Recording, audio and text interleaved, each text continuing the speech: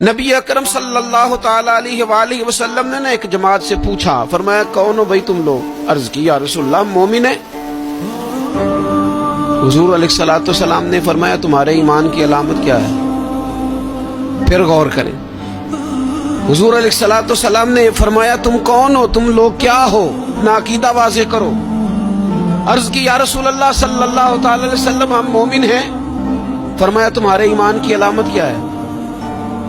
انہوں نے عرض کی یا رسول اللہ رب نعمت دے تو شکر کرتے ہیں، آزمائش ڈالے تو صبر کرتے ہیں، اللہ کے فیصلوں پہ راضی رہتے ہیں۔